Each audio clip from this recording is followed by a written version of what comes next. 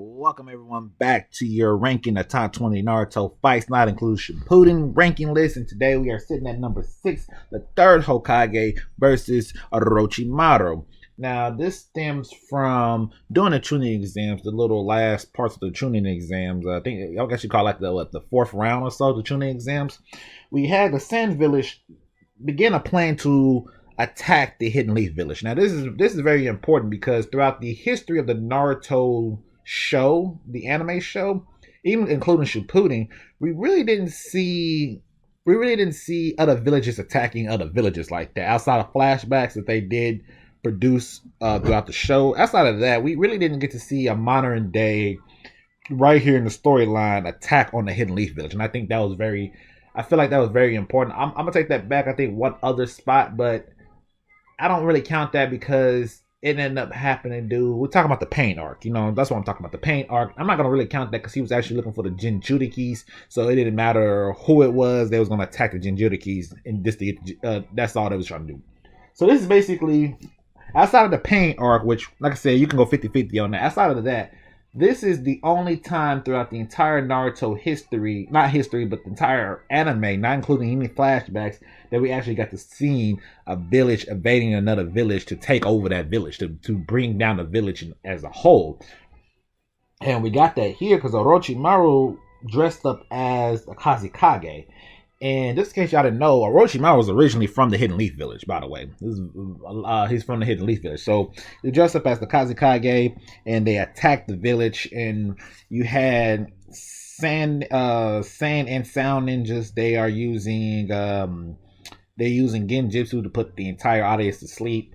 Outside of a handful of people here, like Akashi, Might Guy, Sakura. She's immune to genjutsu. Shikamaru is immune to genjutsu. So outside of that, and then a big old fight was happening throughout not only in the arena area itself, but at the village in general. A lot of people were attacking. Very fun part. So we get our death battle between Orochimaru and the third Hokage, Hiruzen, and Sarutobi. That's his last name, Sarutobi.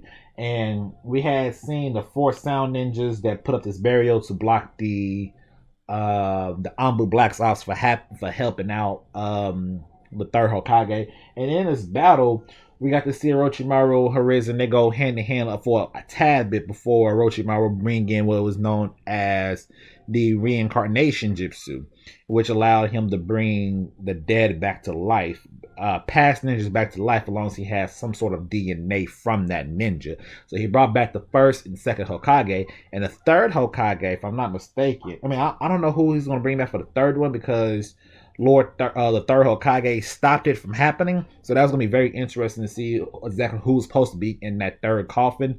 I wonder if it would have been like the fourth Hokage, but we didn't get this explanation from that until way later on anyway. So I don't think it was going to be the fourth Hokage. It might have been, it could have been, I don't know, quite honestly. That's a mystery. That's definitely a mystery who that third coffin would have been. It could have been a lot of different people, depends on who he had access to.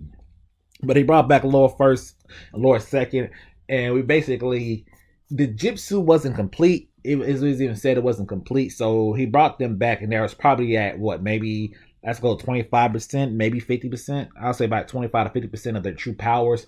And the third Hokage, he was able to match them and actually beat them, and he was actually able to seal them away in a different jutsu known as the Reaper Seal Death Jutsu, which sealed their soul completely away, that they cannot be brought back to life.